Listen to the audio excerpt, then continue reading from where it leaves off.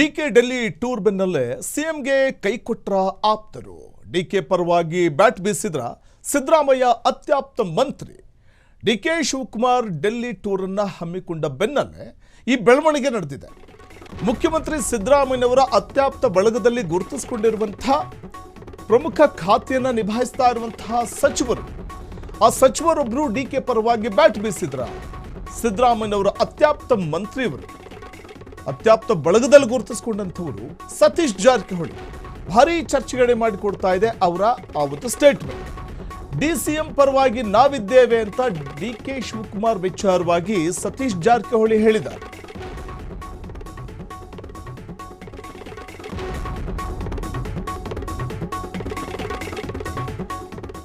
DCM ಪರವಾಗಿ ನಾವಿದ್ದೇವೆ ಅಂತ ಸತೀಶ್ ಜಾರಕಿಹೊಳಿ ಹೇಳಿದ್ದು, ಡಿಕೆ ಶಿವಕುಮಾರ್ ನಾಳೆನೇ ಬರಲಿ, ತೊಂದರೆ ಇಲ್ಲ ಅಂದಿದ್ದಾರೆ. ಈ ಮೂಲಕ ಡಿಕೆ ಪರವಾಗಿ ಬ್ಯಾಟ್ ಬೀಸಿದ್ರ ಸತೀಶ್ ಜಾರಕಿಹೊಳಿ. ಭಾರಿ ಚರ್ಚೆಗೀಡಾಗ್ತಾ ಇದೆ ಈ ಒಂದು ಸ್ಟೇಟ್ಮೆಂಟ್. ಡಿಕೆ ಡೆಲ್ಲಿ ಟೂರ್ ಬೆನ್ನಲ್ಲೇ ಸಿಎಂಗೆ ಕೈಕೊಟ್ರ ಆಪ್ತರು ಅನ್ನುವಂಥ ಒಂದು ಪ್ರಶ್ನೆ ಕಾಡುತ್ತೆ. ಮತ್ತೊಂದು ಕಡೆ ಇಲ್ಲಿ ಸತೀಶ್ ಜಾರಕಿಹೊಳಿ ಅವರು ಕೊಟ್ಟಂಥ ಈ ಒಂದು ಹೇಳಿಕೆ, ಅವರ ಒಳಾರ್ಥ ಏನಿರಬಹುದು? ಡಿಕೆ ಶಿವಕುಮಾರ್ ನಾಳೆನೇ ಬರಲಿ, ತೊಂದರೆ ಇಲ್ಲ, ಡಿಸಿಎಂ ಪರವಾಗಿ ನಾವಿದ್ದೇವೆ ಅನ್ನುವಂತಹ ಸತೀಶ್ ಜಾರಕಿಹೊಳಿ ಅವರ ಹೇಳಿಕೆ ನಿಜವಾಗ್ಲೂ ಅವರು ತೋರಿಸ್ತಾ ಇರುವಂಥ ಡಿಕೆ ಪರವಾದಂತಹ ಒಂದು ಕಾಳಜಿನ, ಅಥವಾ ಅದನ್ನು ವ್ಯಂಗ್ಯವಾಗಿ ಏನಾದರೂ ಹೇಳಿರುವಂಥದ್ದ, ಅಂತಹ ಸಾಧ್ಯತೆಗಳೇನಾದರೂ ಇದೆಯಾ? ಅಥವಾ ಎಲ್ಲವೂ ನಾವು ನೋಡ್ಕೊಳ್ತೇವೆ, ನಿಮ್ಮ ಪರವಾಗಿ ನಾವಿದ್ದೇವೆ ಅಂತ ಹೇಳಿದ್ದರ ಒಳಾರ್ಥ ಏನಿರಬಹುದು? ಸತೀಶ್ ಜಾರಕಿಹೊಳಿ ಕೊಟ್ಟಂತಹ ಸ್ಟೇಟ್ಮೆಂಟ್ನ ಅರ್ಥ ಏನಿರಬಹುದು ಅನ್ನುವಂಥದ್ದು ಕೂಡ ಇದೀಗ ಚರ್ಚೆಗೆ ಎಡೆ ಮಾಡಿಕೊಡ್ತಾ ಇದೆ. ಹೇಳಿಕೆಳಿ ಸಿದ್ದರಾಮಯ್ಯ ಆಪ್ತ ಬಳಗದಲ್ಲಿ ಗುರುತಿಸ್ಕೊಂಡಂಥವರು ಸತೀಶ್ ಜಾರಕಿಹೊಳಿ. ಭಾರಿ ಚರ್ಚೆಗೆ ಎಡೆ ಮಾಡಿಕೊಡ್ತಾ ಇದೆ ಅವರ ಸ್ಟೇಟ್ಮೆಂಟ್.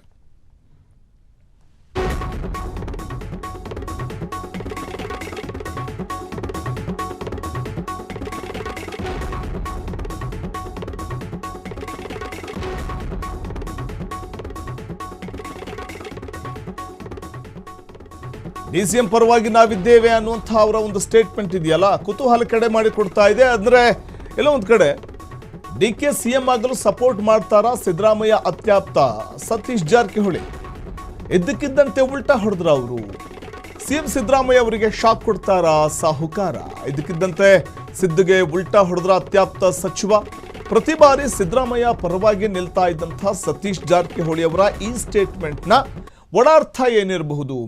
ಡಿಕೆ ಶಿವಕುಮಾರ್ ಅವರಿಗೆ ಈ ಹೇಳಿಕೆ ಕೊಡುವ ಮೂಲಕ ನಿಮ್ಮ ಜೊತೆ ನಾವಿದ್ದೇವೆ ಅನ್ನುವಂಥ ಒಂದು ಹೇಳಿಕೆ ಕೊಡ್ತಾರೆ. ಡಿಕೆ ಸಿಎಂ ಆಗಲು ಸಪೋರ್ಟ್ ಮಾಡ್ತಾರಾ ಸಿದ್ದರಾಮಯ್ಯ ಅತ್ಯಾಪ್ತ ಅನ್ನುವಂಥ ಒಂದು ಪ್ರಶ್ನೆ ಕಾಡ್ತಾ ಇದ್ರೆ, ಅವರ ಹೇಳಿಕೆ ಅಥವಾ ಸತೀಶ್ ಜಾರಕಿಹೊಳಿ ಅವರ ಹೇಳಿಕೆ ಕೇವಲ ಅದು ವ್ಯಂಗ್ಯವಾಗಿ ಹೇಳಿರುವಂಥದ್ದ, ಅಥವಾ ನಿಜವಾಗ್ಲೂ ಕೂಡ ಡಿಕೆ ಕುರಿತಾಗಿ ಅವ್ರಿಗಿರುವಂಥ ಕಾಳಜಿನ ಅನ್ನುವಂಥದ್ದು ಈಗ ತೀವ್ರ ಚರ್ಚೆಗೂ ಕೂಡ ಎಡೆ ಮಾಡಿಕೊಡ್ತಾ ಇರುವಂಥದ್ದು. ಸತೀಶ್ ಜಾರಕಿಹೊಳಿ ಅವರ ಈ ಹೇಳಿಕೆಯನ್ನು ನೋಡಿದಾಗ ಆ ಒಂದು ಪ್ರಶ್ನೆ ಮೂಡುತ್ತೆ.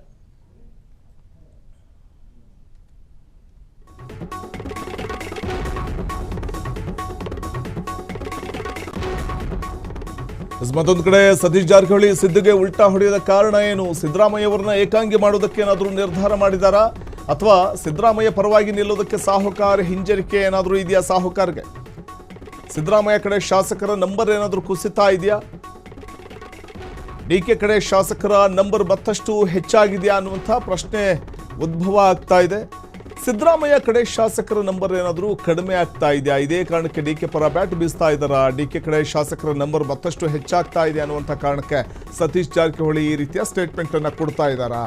ದಿನ ಕಳೆದಂತೆ ಡಿಕೆ ಶಿವಕುಮಾರ್ ಅವರ ಪರವಾಗಿ ಹಲವು ಶಾಸಕರು ನಿಂತಿದ್ದಾರೆ ಬೆಂಬಲವಾಗಿ ಅನ್ನುವಂಥ ಒಂದು ಕಾರಣಕ್ಕೆ ಇಂಥ ಒಂದು ಸ್ಟೇಟ್ಮೆಂಟ್ ಏನಾದರೂ ಕೊಟ್ರ? ಡಿಕೆ ಕಡೆ ಶಾಸಕರ ನಂಬರ್ ಮತ್ತಷ್ಟು ಹೆಚ್ಚಾಗ್ತಾ ಇದೆ ಅನ್ನುವಂಥದ್ದು ಅವರ ಈ ಡಿಕೆ ಬೆಂಬಲಕ್ಕೆ, ಅವ್ರಿಗೆ ಬೆಂಬಲವಾಗಿ ನಾವು ನಿಲ್ತೀವಿ ಅನ್ನುವಂಥ ಒಂದು ಹೇಳಿಕೆಗೆ ಕಾರಣನ ಏನು ಹೇಳಿದರೆ ನೋಡೋಣ. ಭಾರಿ ಕುತೂಹಲಕ್ಕೆ ಎಡೆ ಮಾಡಿಕೊಡ್ತಾ ಇದೆ ಸತೀಶ್ ಜಾರಕಿಹೊಳಿ ಅವರ ಈ ಒಂದು ಸ್ಟೇಟ್ಮೆಂಟ್. ಯಾಕಂದರೆ ಒಂದು ಕಡೆ ಡಿಕೆ ಪರವಾಗಿ ಅವರು ಬ್ಯಾಟ್ ಬೀಸ್ತಾರೆ ಅಂತಂದಾಗ ಸಹಜವಾಗಿಯೇ ಕುತೂಹಲ ಕಡೆ ಮಾಡಿಕೊಡುತ್ತೆ ಅವರ ಒಂದು ಹೇಳಿಕೆ. ಹಾಗೆ ಹೇಳಲ್ವಲ್ಲ ಸತೀಶ್ ಜಾರಕಿಹೊಳಿ, ಸಿದ್ದರಾಮಯ್ಯ ಆಪ್ತ ಬಳಗದಲ್ಲಿ ಗುರುತಿಸ್ಕೊಂಡಂಥವ್ರು. ಸಿದ್ದರಾಮಯ್ಯನವರಂತೂ ಇನ್ನೂ 2 ಬಜೆಟ್ ಮಂಡನೆ ಮಾಡ್ತೀನಿ ಅಂತ ಹೇಳೋ ಮೂಲಕ 5 ವರ್ಷ ನಾನೇ ಸಿಎಂ ಅಂತ ಮೊನ್ನೆ ತಾನೇ ಸ್ಟೇಟ್ಮೆಂಟ್ ಕೊಟ್ಟರು. ಅದ್ರ ಬೆನ್ನಲ್ಲಿ ಈಗ ಸತೀಶ್ ಜಾರಕಿಹೊಳಿ ಅವರು ಕೊಡ್ತಾ ಇರುವಂಥ ಹೇಳಿಕೆ ಕುತೂಹಲ ಕಡೆ ಮಾಡಿಕೊಡ್ತಾ ಇದೆ. ನೋಡೋಣ ಏನು ಹೇಳಿದ್ದಾರೆ ಅಂತ. ಬರೋದಕ್ಕೆ ಹಾಕೊಂಡಿದ್ದು ಆದರೆ ಇವತ್ತು ಮಧ್ಯಾಹ್ನದವರೆಗೂ ಕೂಡ ಅಲ್ಲೇ ಇಲ್ಲಿ ಬಿಡಿ ಏನ್ ಆರಾಮ್ ನಾವಿದ್ದೀವಿ ಅವ್ರ ಪರವಾಗಿಲ್ಲ ನೋಡ್ಕೊಳ್ಳಿಕ್ಕೆ ನಾಳೆ ಬರ್ಲಿ ಏನು ಅರ್ಜೆಂಟ್ ಏನಿದೆ ಆರಾಮಾಗಿ ಬರ್ಲಿ DCM ಪರವಾಗಿ ನಾವು ಇದೀವಿ ಇಲ್ಲಿ ನೋಡ್ಕೊಳ್ಳಿಕ್ಕೆಲ್ಲ ಆರಾಮಾಗಿ ಬರ್ಲಿ ಅರ್ಜೆಂಟ್ ಏನಿದೆ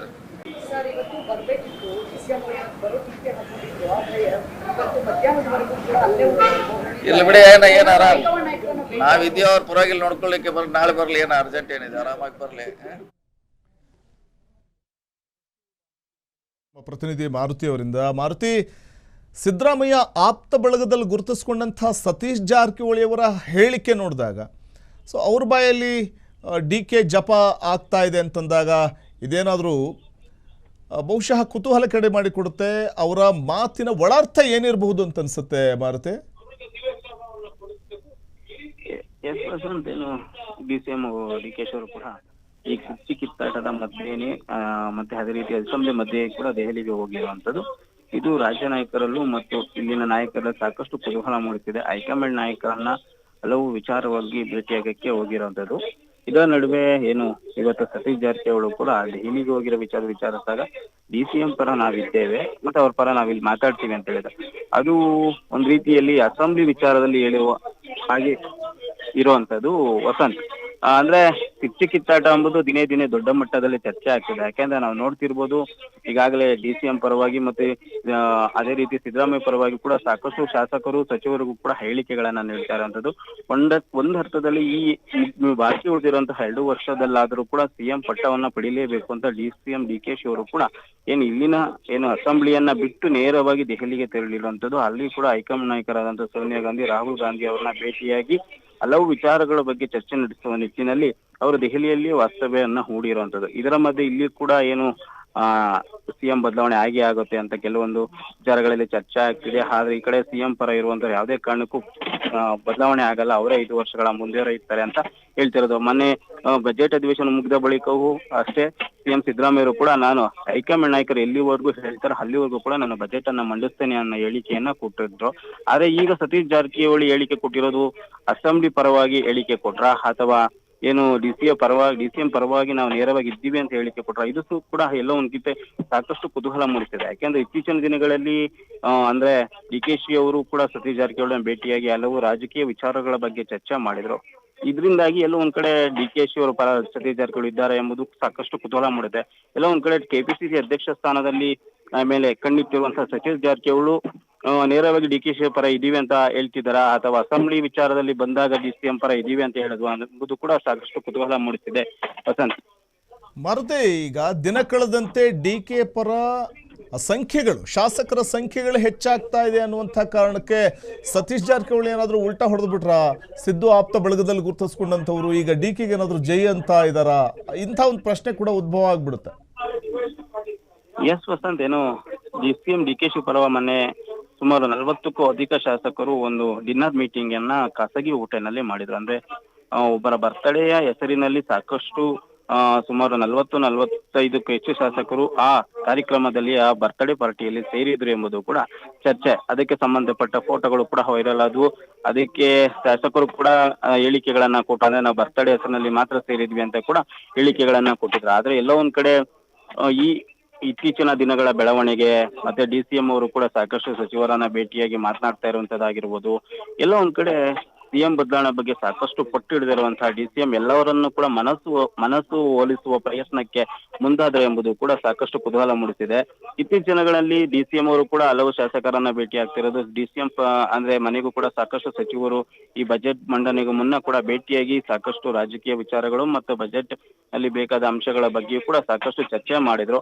ಎಲ್ಲ ಒಂದ್ ಕಡೆ DCM ಅವರು ಕೂಡ ಎಲ್ಲರನ್ನು ವಿಶ್ವಾಸಕ್ಕೆ ತೆಗೆದುಕೊಳ್ಳುವ ಪ್ರಯತ್ನ ಕೂಡ ಮಾಡ್ತಾ ಇರುವಂತದ್ದು.